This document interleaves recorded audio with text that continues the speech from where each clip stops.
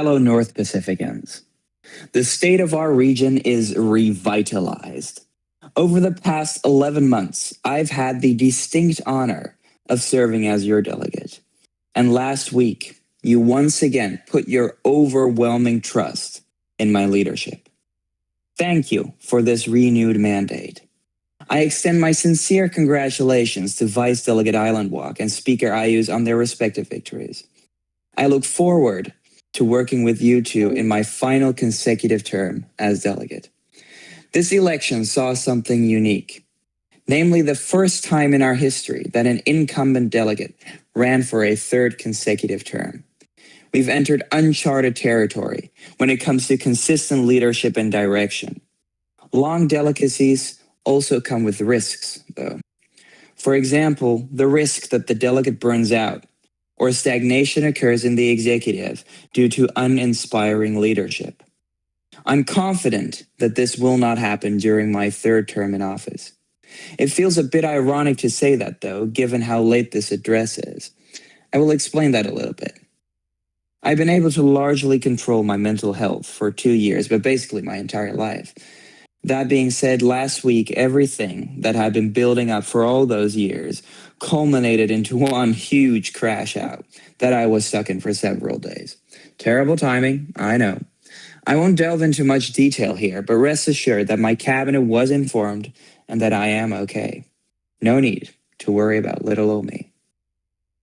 The work that my government has done has changed the trajectory of this region for years to come. We have stabilized our endorsements despite the summer slump. We have created a pipeline for newer players to get involved in the regional government. We are in the process of the largest revitalization and reform effort of the North Pacific Army in its history.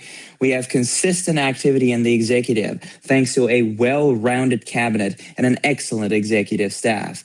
And we have enjoyed the greatest amount of stability in regional direction ever. These efforts will continue, will be enhanced, and will be fought for even more in the Halsoni III administration. I believe that we can be proud of what we have achieved so far. It is through the sheer determination of all North Pacificans that we are where we are, building up our region to reclaim our position at the top that we lost all those years ago. When it comes to sheer numbers, TNP cannot be beaten. We have the liveliest, yet still one of the most orderly R&B communities of all the feeders. We carried a WA Secretariat candidate across the finish line, and our dispatches consistently take the top spot. Why is that, you may ask? Because the North Pacific is the largest, most engaged feeder in the world. An achievement that we as a region should and can be proud of. A lot of regions run on just a few people carrying the load. Not us. We are a team of over 50 people that run the government, and that does not even include the legislative or judicial branches. Size does matter in nation states, and we take the crown on that front. Over the course of my delegacy, I've had the great honor of employing talented members of our community as members of my cabinet. The majority of my cabinet are first-time ministers as well, because I've made my single most important goal as delegate to be lifting up aspiring talent and giving the new guy a shot when others doubted them. That is the North Pacifican dream. It's not a vague concept. It's the core that this region is built on. The region of second chances, the region where anyone can make it, no matter where they come from or what their past might be. I hope that this speech can serve as a call to those who may feel uninspired or scared to take that leap of faith and make themselves known to the regional leadership. We notice when you make an effort or go the extra mile. Not only is it deeply appreciated, but it's also taken into consideration when making decisions regarding regional leadership in the future. Without further ado, though, I proudly present to you the Executive Council and other government officials of the North Pacific. They will be instrumental in executing our vision for the North. For my Chief of Staff, I have selected Island Walk, or VUPMA. VUP is a more recent addition to the government. And what an addition he is. He's competently served as my Minister of World Assembly Affairs and, since the last cabinet shuffle, as my Chief of Staff. He has been incredibly important in executing our plans in the World Assembly, even winning a seat on the WA Secretariat just a few weeks ago. I have no doubt that his assistance in both the internal and external functions of TNP will yield great results. For my Minister of Foreign Affairs, I've selected Casc. Casc has served as an excellent advisor for some time now, and in his role as Foreign Minister, he has helped me guide the region's foreign policy in the right direction. I look forward to working with him on our new identity and ideology, and I'm certain that this term will be even more productive on the FA front than the last two have been. For my Minister of Military Affairs, it is, you guessed it, Cretox. Military affairs is a tricky ministry. The NPA is a tricky community. That is why I am once again reappointing Cretox to lead the North's army to victory. We've already seen what he can do in this area, and I look forward to seeing what more he'll bring us. Not only has he been effective in military gameplay, but he has also greatly assisted in the advancement of TNP's interests in the World Assembly. He'll be a great asset to this government at this term, and I know he'll do a fantastic job. For my Minister of World Assembly Affairs, I have selected Pitcairn. Pitcairn made his grand return not so long ago, and what a return it was. He has effectively strengthened our WAA ministry and is in continuing the great work that we provide to the world through our voting recommendations.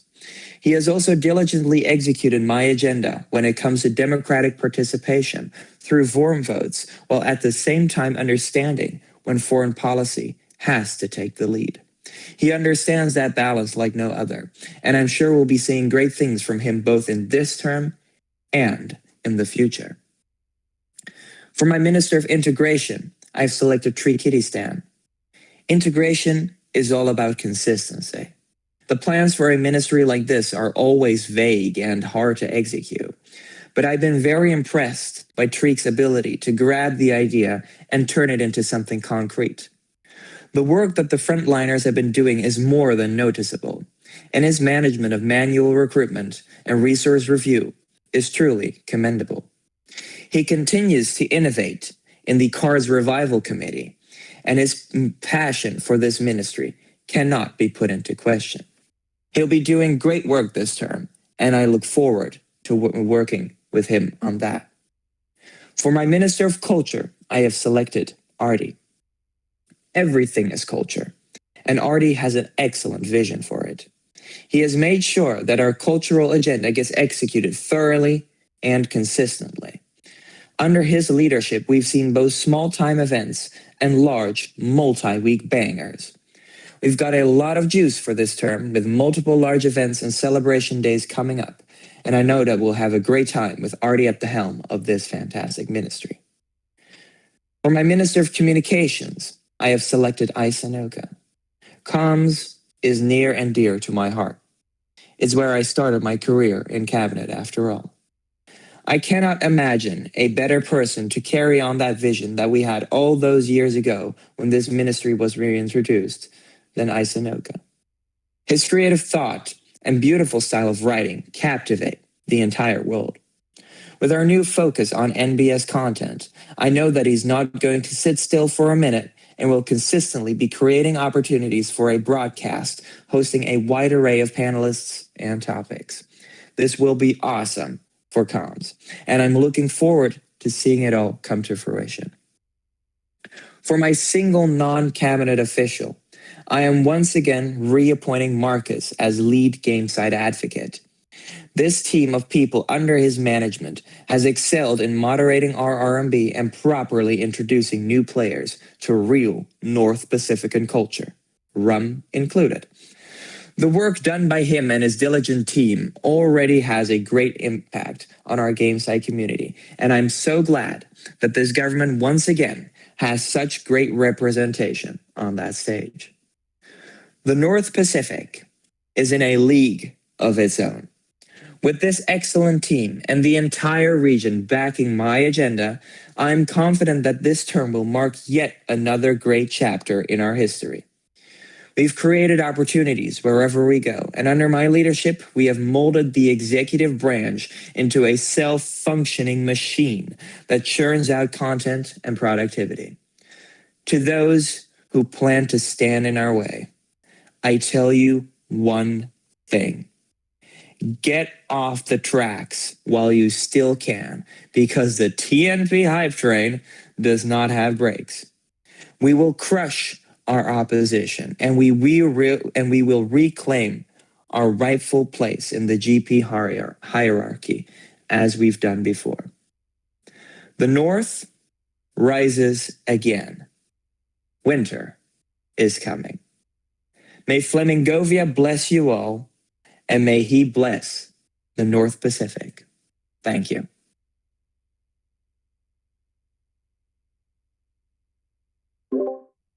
Now, at this time, we'd like to open to our panel of panelists. Today, we have our Minister of Military Affairs, Cretox, our Chief of Staff, alongside our Vice Delegate, Island Walk, and two Deputy Ministers from the Ministry of Communications, myself and Josi.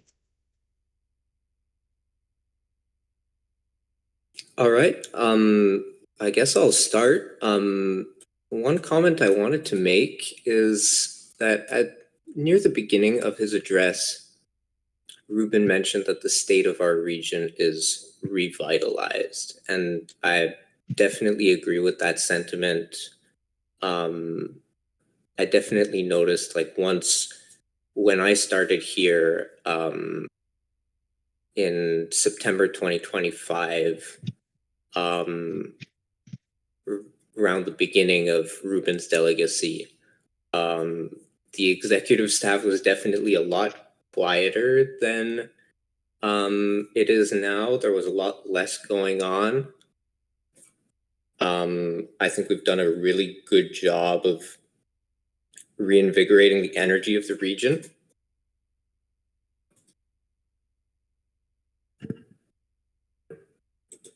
Yeah, I would agree.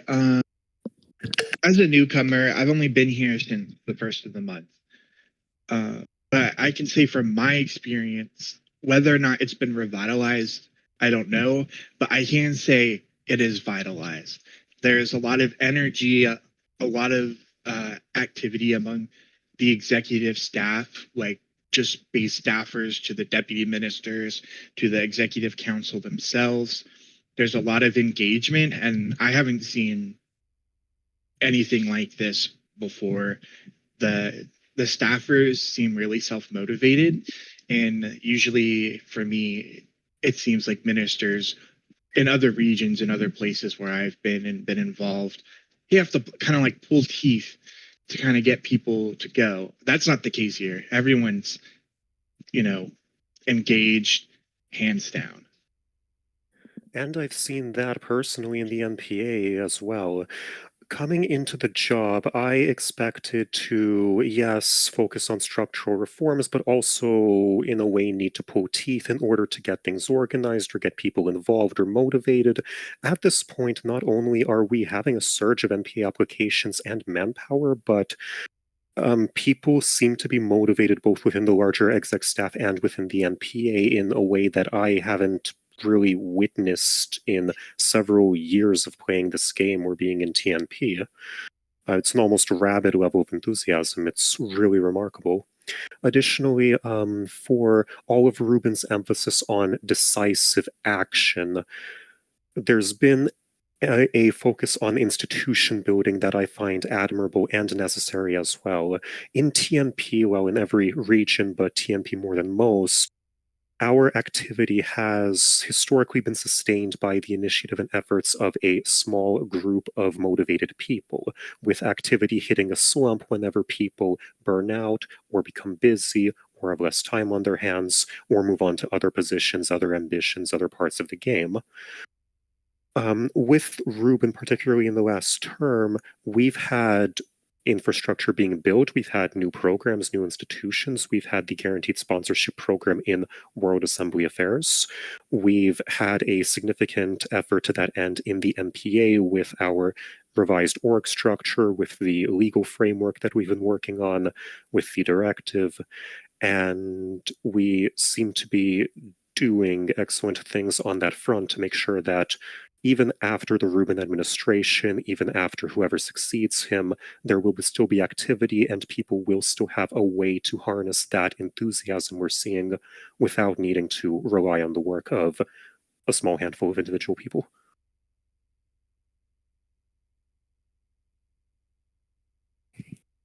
Then I shall make my point then. I am more of a skeptic in this instance, as I have not experienced any of Ruben's prior terms myself. I'm only coming back after about 5 years of distance from our current administration and the last administration that I was present for. And while passion and initiative are being presented here, and with evidence from previous administrations just under Ruben to suggest significant progress towards revitalizing the region, there is still much work to be done. And that work will be conducted properly, and I have full faith in our delegate and our cabinet and our administration to conduct such for revitalizing the North Pacific. However, one cannot ignore that slump and burnout are inevitable. One can make motivation disappear, and motivation is not as consistent as other factors that may occur within our region. All it's saying is that how this administration can go is one thing, and all we can do is have faith. Have faith and put in the work, as always. Yeah. And faith we have. And why is that? Well, I think that, to give my little 2 cents here, is that really what I've been trying to do is, like I said in the speech, to turn the executive branch into a self-functioning machine, right? Because TNP has always been a machine, but not for the right reasons. It's been a machine that basically eats people up and then spits them out, right? That's really something I've been trying to erode or destroy, basically. And by basically giving the cabinet and individual ministries and everyone, a lot of freedom to conduct their own affairs, and really to create this sort of environment of just freedom to do basically anything, or to pursue whatever opportunities or whatever goals you have in the executive. Because at the end of the day, for me personally, I don't like it when people tell me what to do, right? So what I generally try to do is to guide the overarching goal, or the direction of the region, but to leave the specifics up to the individuals in the staff or the cabinet themselves, because I sincerely believe that by giving people autonomy and by giving people, really that feeling that, they are in charge of their own affairs, that they get motivation from that they can be proud of something and think hey, I made this, I did this is me, this is my achievement. Because that's the greatest motivator at the end of the day. And instead of, being one of those micromanaging delegates, I really just try to give people the space that they need and chipping in whenever my opinion is needed or asked for, or whenever I see something go horribly wrong. But luckily that hasn't really happened so far. But, I think that's really the key to success here. And it's worked for me during my entire administration, to just simply give people the freedom to manage their own affairs or to pursue their own passion projects. Because at the end of the day, that's what's most fun. right? And we want this game to be fun for people and to, to have engaging in the region be fun for people. And this is the way, at least in my opinion. That's my 2 cents. Very imperative. This is a question to Ruben. So, you are now the first delegate in history to be elected to a 3rd consecutive term in TMP. Do you feel that this coming term will be different in nature from the other 2, or that it will be more of a continuation in theme? How would you reflect on this? I think that this final term is going to really be that pillar, or that moment, I should say, where we set things up for the future, right? And we set things up in such a way that the delegates after me, that my successors, can succeed in the same way that, in my opinion, I have done, right? And this is through institutional change, legal change, or simply staying consistent or giving people a shot when they're new, or trying to create the next generation of TNPers, so that the people who come after me still have something to govern or something to build on. I think that's really what's going to be the key this term.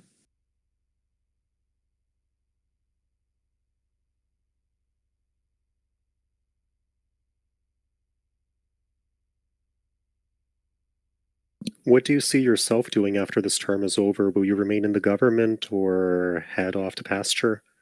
Do you plan a grand return? Oh my. Well, I haven't really thought that far ahead yet, quite honestly. It's still early days, and I don't know what my successor, whoever they might be, is going to want from me, whether that be taking on a ministerial portfolio, serve in an advisory capacity, or not be in cabinet at all. Maybe they don't like me that much.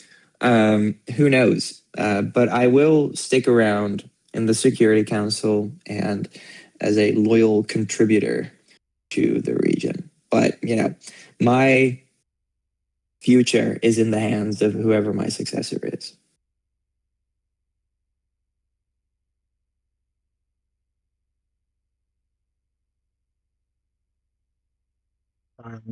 What do you think would be nice as a region to focus on more? This is for our entire panel, if they would so choose to answer. I can give my 2 cents on this. I think it would be nice to have more engagement, ideally as a unified community, more events that bring people together and push people to interact with each other, game nights, stuff like that. And I think we are starting to trend towards that. And I think you yourself, Island Walk, you are kind of, your actions are speaking louder than just your words, because you did just host basically 3 nights in a row. We did the marathon of Lord of the Rings, which was pretty great. Not only did we get engagement from TNP, we also got a lot of engagement from other regions, especially the South Pacific, which I thought was pretty great. I think it shows how successful that can be, and we can focus on that more. And we need more intersectional work as well, work between different ministries, collaboration between different parts of the community, and I personally feel we could put more emphasis on promoting the work that we're already doing. If these watch parties or game nights or cultural events are successful, we could promote them to the wider community. We could promote them more extensively within the region. Even specifically the NPA, which is the part of the government I'm most familiar with, we could put more focus on promoting our operations, on promoting our recruitment.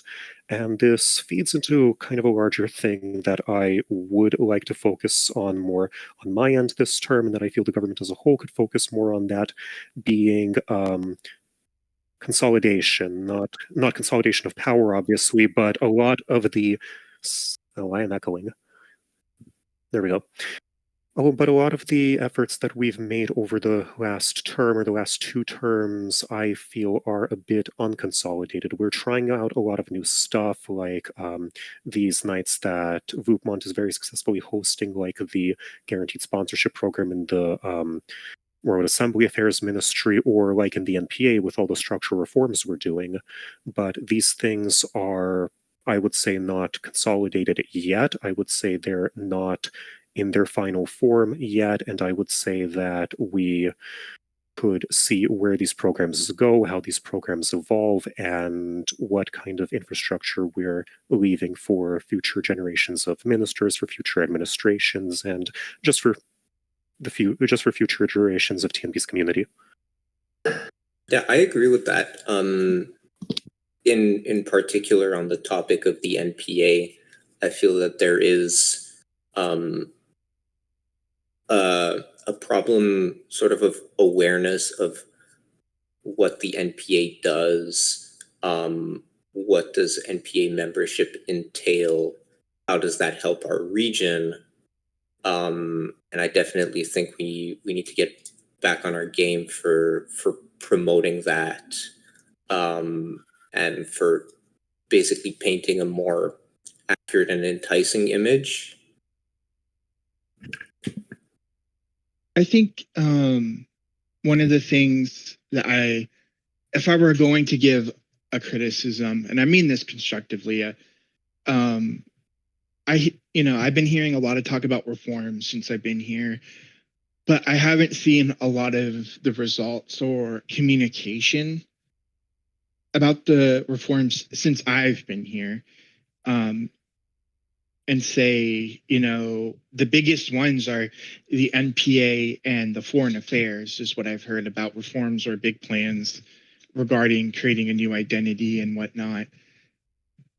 I personally would love to hear more about it, because that's essentially all of, like 2/3 of our external focus, with the third one being World Assembly Affairs. So if I were to give a criticism, I'd like to see more updates on that. It feels slow going, and I'm not saying it should be fast, because obviously these types of things need to be deliberative. But as a normal citizen / lower level government person, it would be nice to see what we're thinking about, what direction we might be going. Because I have also seen hey, give input on the foreign affairs and the NPA reforms, like in the Delegates Government Forum. But I don't know what to give thoughts on. And that's where I am about that now, with, on the topic of reforms. I completely agree. I think that a major aspect of that is promoting our own work and doing more community engagement. I think that, what was it called? Project Blue was a great start to that end. I think we need to do more efforts along those lines. However, also, I think this ties into my earlier comment about these efforts being somewhat unconsolidated, so to speak. That in the NPA in particular, we've established a list of things that we want to do in terms of structural reforms, one of those things being revising the legal code as it pertains to the NPA. So I drafted up a bill, I got input on the bill, I posted it on the forum, but here's where the unconsolidated part comes in. it's not yet motioned, it hasn't been voted on, it's not yet passed. I have not yet responded to comment on it or put out a finalized version incorporating that feedback. Similarly, we've had a go around internally with a draft delegates directive, which codifies the new org structure for the NPA with the soldier division, the commando division, the new ranks that we've been running with for this time. That has not been officially announced yet. So those are the kind of consolidating measures that I think would both serve to entrench the efforts we've already made and to give more broader visibility within TNP and externally to the efforts we've been making. Because I think you're completely right. If someone is coming into, say, the NPA and they're hearing about these reform efforts, unless we make those things visible and openly talk about exactly what we're doing with active updates, it can be a bit difficult to separate from the wheat from the chaff, so to speak. Yeah, I think if it might even deter someone from joining because they think, oh, I'll join after the reforms. That is an interesting point. Yeah. Speaking of new things coming along, what are the panelists' thoughts on the new executive council?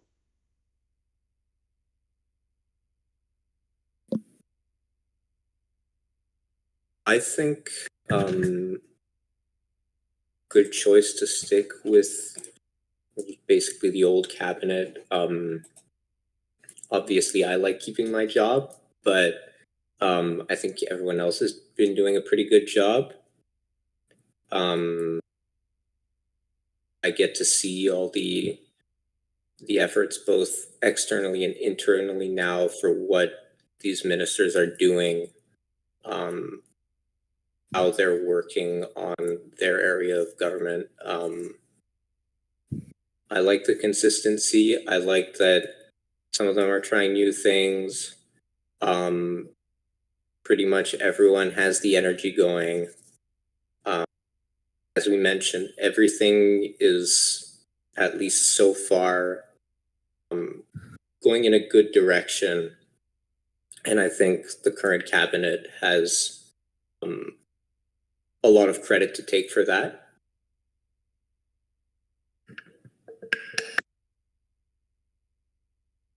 I've been personally in TNP for roughly 6 years now, a little over 6 years. Obviously, I did have gaps in my participation here. I did have breaks from nation states in general.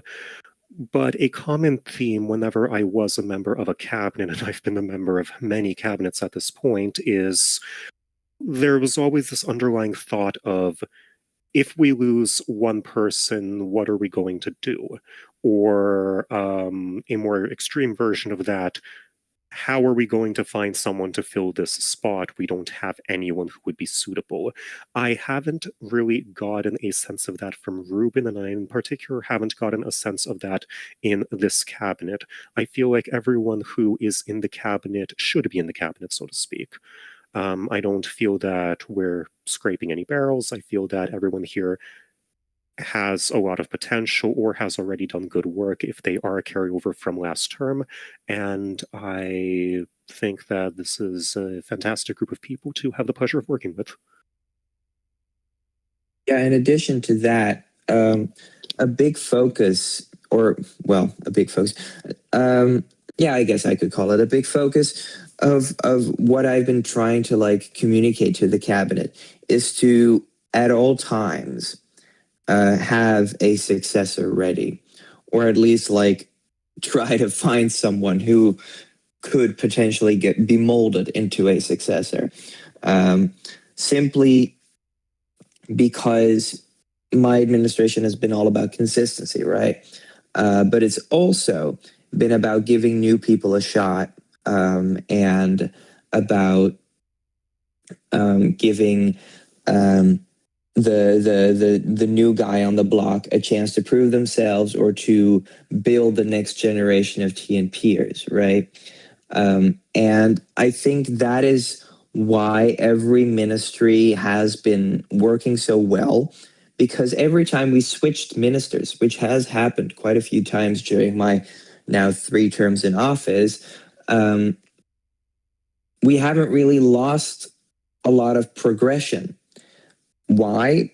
Because the person who was put into the next position after the last person resigned or got fired or whatever, they know what's up because they've been prepared. And I tell the cabinet, like, have a successor ready, and not just, you know, if I don't like you and I fire you or whatever, not that I would do that, but like in a hypothetical scenario. But also because you might get tired of playing the game. You might get hit by a bus tomorrow, God forbid. There are so many variables that can like change someone's involvement in the game, and to make sure that you have someone ready it's so important, and it is such an underrated thing to tell your cabinet, I feel like, because a lot of administrations have suffered from this problem where people just burn out left and right, and you just don't have anyone to fill the spot. And I had this issue at the start of my term, specifically with the defense portfolio, or military affairs portfolio as it's named now, where I had to appoint myself to the position, which is not great. And now I feel like we are in a pretty good spot where every single ministry has a solid crew backing it and a solid minister. So I think we have reached the absolute sweet spot. Took the words right out of my mouth. And, from my level, being a newcomer, which is, seems to be my perspective with all this, is that it is true. I'm grateful to be deputy minister in 2 ministries, integration and communications, obviously. And both of my ministers, Treek and Isanoka, have been wonderful, letting me, just get in, be active, teaching me, answering any questions I have, and, letting me just do as much or as little as I want, which for me is doing a lot. So I do think there is that, and my fellow deputy ministers are all great too. So I think that's a really cool thing that we have, is a part of that continuity is making sure that we have the future, and we have that right now.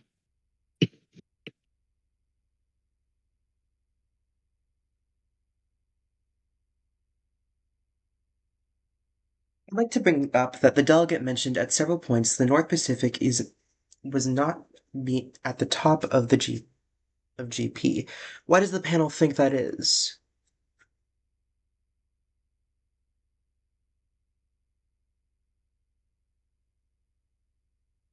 Okay, I guess I can give my input.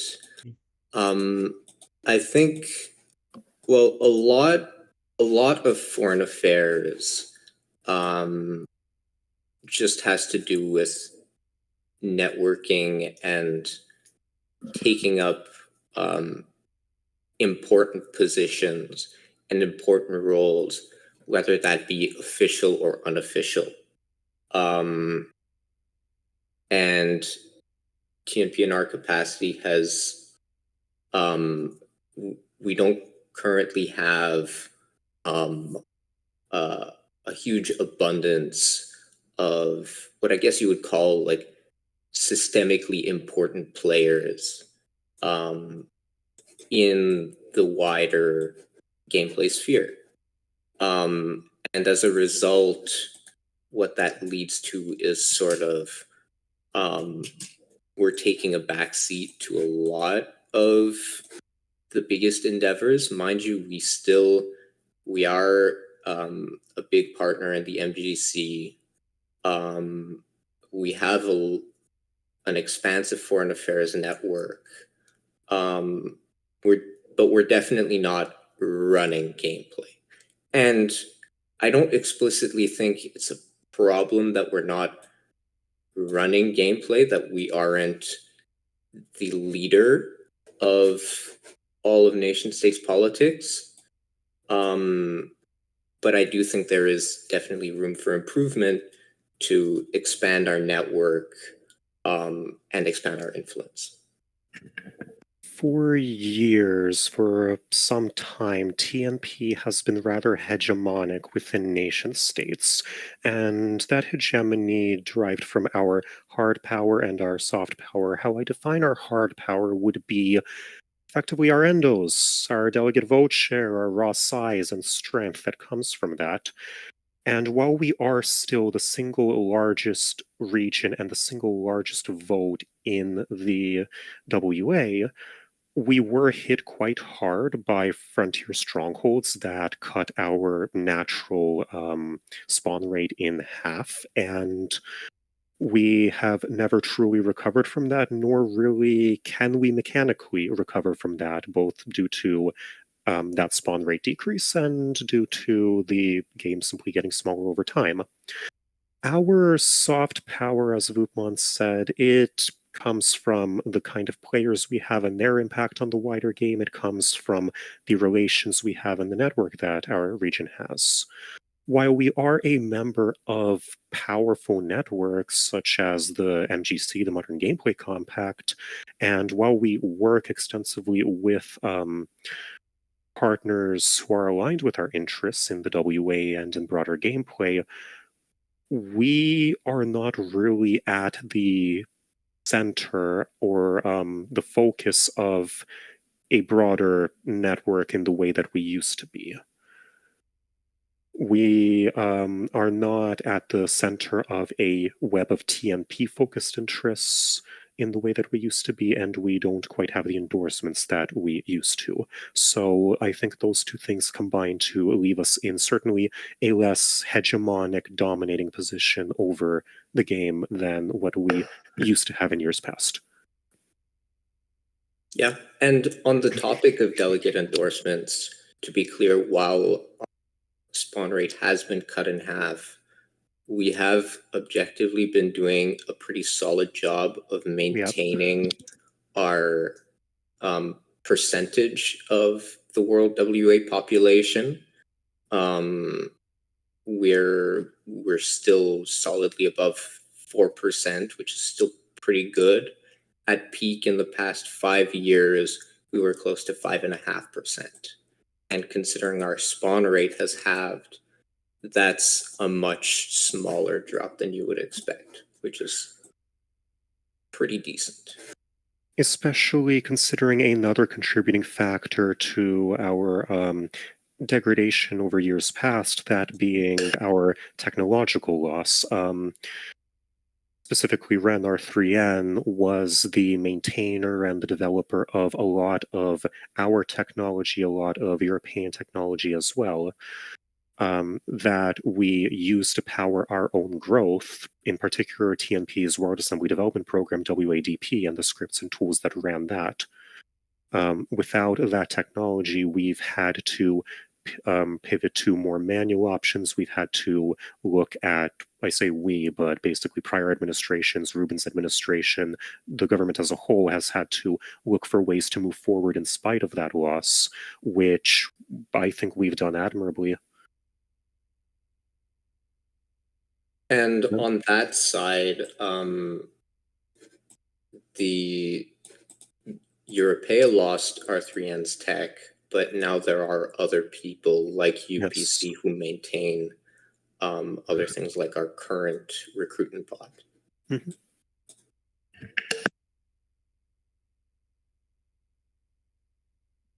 I mentioned this at the beginning, but it is quite perilous to have a small handful of people maintaining critical functions, whether that be driving activity through personal initiative or maintaining critical infrastructure.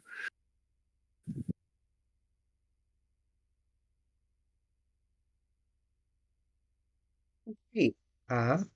We've received a few questions from our audience, so I'm going to start going through those. Pacania had asked, who or what is the opposition mentioned by the delegate in our State of the Region address? think that's specifically referring to foreign opposition, to be clear. Yes. In terms of the domestic front, there is not an opposition that we are willing to crush, if there even is a functioning opposition. Simply because that's democracy. That's the game we play. But on the foreign stage, there is an opposition. There is an enemy. That enemy has been for quite some time the communist bloc and the malice-affiliated Raider sphere. So think of regions like Osiris, right? Which is still the Brotherhood of Malice's crown jewel. That being said, there are also regions that we are not formally at war with, but are still at odds with. Think of regions like the New Pacific Order, or Lone Wolves United. And why? Because they tried to coup our ally, the Outback, not so long ago.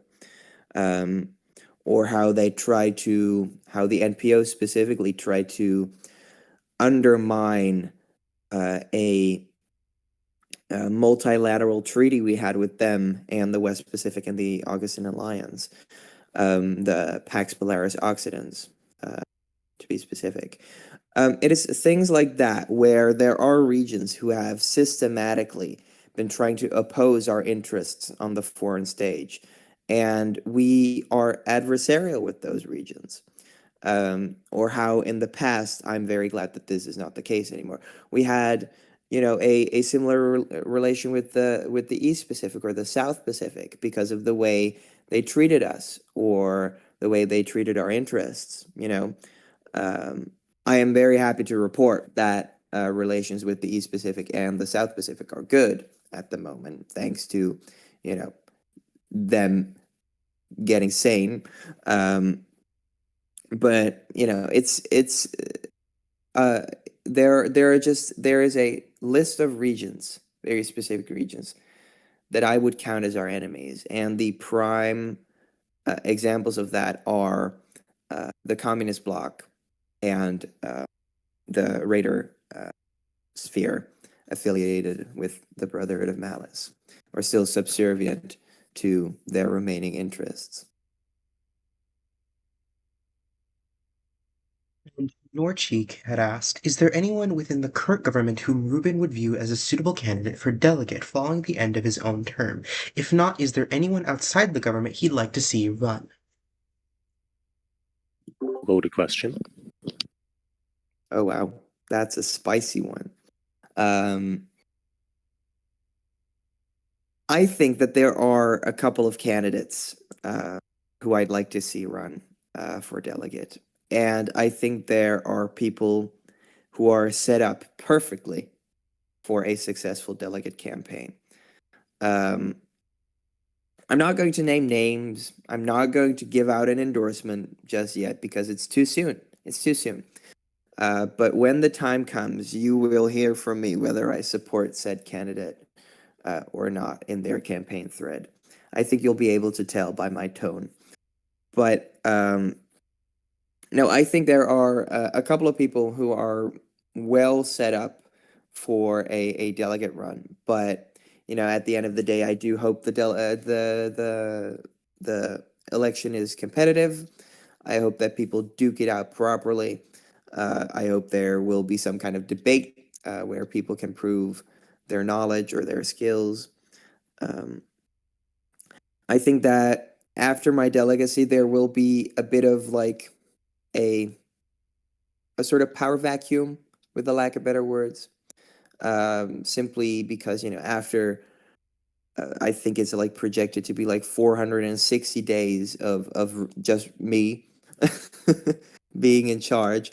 I think a lot of people will be seeing that as like an opportunity to throw their hat in the ring and be the successor. And then another question is, how long will they last in the seat? Will they go for the single term, the 2 terms, or maybe the full year? There are so many things that I have to take into consideration before giving out an endorsement. But I think there are a lot of candidates. One in particular that I do have in mind, but I will not share the name, whom I hope throw their hat in the ring and give their best shot. Absolutely. Does the panel have any thoughts on that?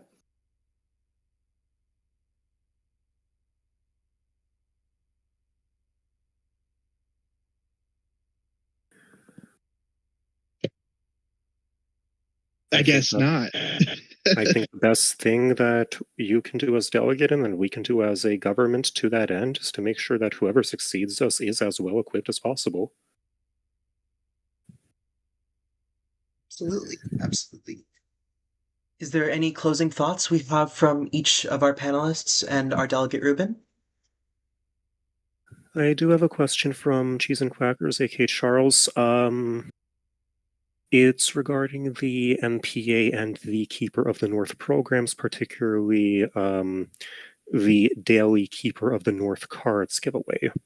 So obviously there is a bit of conflict between that particular program when it comes to being a keeper and in the NPA, because for the NPA we do need to resign our WA even if you're a member of the soldiers, which is our pyro division. You still are expected to participate in piles as your schedule permits, where you resign WA on your TNP nation. However, we have made efforts to harmonize the keepers and the North Pacific Army. So in case anyone listening doesn't know, NPAs are regional military, but the Keepers of the North are a program in the World Assembly Development Program where if you endorse the delegate and all members of the Security Council, you become a Keeper of the North, where you get shouted out in the dispatch and you're eligible for daily card giveaways. That's one of the incentives we have for bolstering endorsement culture and WA participation for the purposes of regional security and influence. So what we've attempted doing to that end, we've tried to develop our programs in such a way to minimize conflict between people being in the NPA or being a keeper for the purposes of participating in those programs. The most recent example would be the World Assembly Affairs Proposal Sponsorship Program, where it's eligible both for, or where you're eligible both as a Keeper of the North or as an NPA soldier. With card giveaways, it's obviously a bit trickier because if you are a keeper and thus, or I'm sorry, if you're in the NPA on an op and thus are not a Keeper of the North for the duration, then you would not be eligible for a giveaway specifically as the keeper. However, we have talked about implementing NPA-specific card incentives. So the first of those would just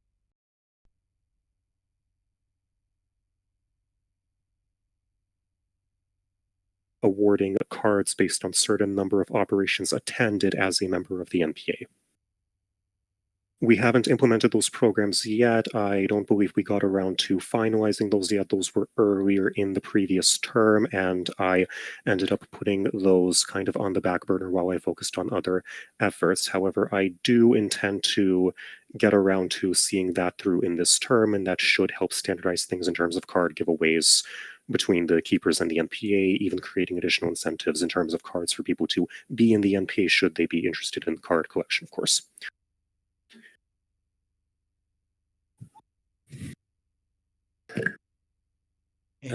We have a question from Ruby. Is the NPA going to raid some of our main enemies someday? I think the short answer is probably not, and the reason why, if you look at who are our main enemies, the communist bloc, Osiris has also been sanctioned by the MGC. Many of the other raider regions, they fall into one of two camps, basically. There are either raider regions with an executive governor which are mechanically unraidable. And there's Osiris and the Communist Bloc, who are pretty much, in short, absolute fortresses. If you want to raid one of these regions, what you need to do is obviously take over the delegacy. But for regions of this size, that would basically require the largest military force ever assembled. And even then, it would be a multiple months long occupation. In the case of the Communist Bloc, because the delegate has literally the second most influence in the world, what you would basically need to do is first get the delegacy, then repeal the injunction, convert them to a frontier, probably convert them back to a stronghold, get the governorship. But that would require months and months of planning, and once again, the largest occupation force ever. So it's basically not worth it for the moment. We have been extremely successful in what we've currently been doing, which is isolating them diplomatically, basically using the sanctions, making them unable to participate in many aspects of the game, like the World Assembly, which has effectively degraded their capacity to do anything substantial. And I think that's the approach we'll be sticking with for the foreseeable future.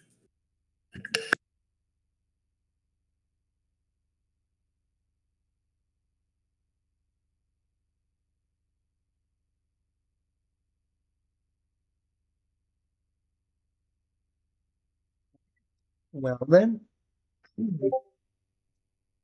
with that, I believe that come to the end of our questions again. As stated before, do we have any closing thoughts from our panel or our delegate Ruben?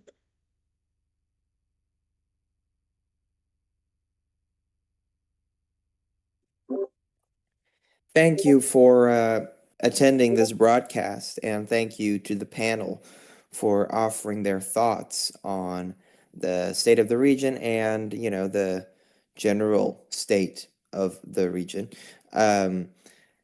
Yeah, this was awesome, guys. I'm so glad that NBS is back, and look out for more, I would say, in the future.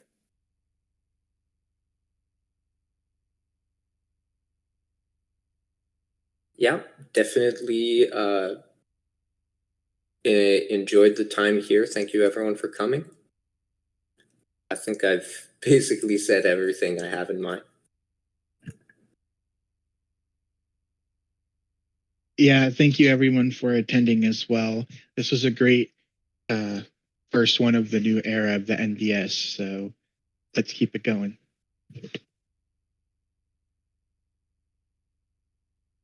And with that, we will now end. Thank you all so much for attending and listening, and we hope to see you all again in the near future.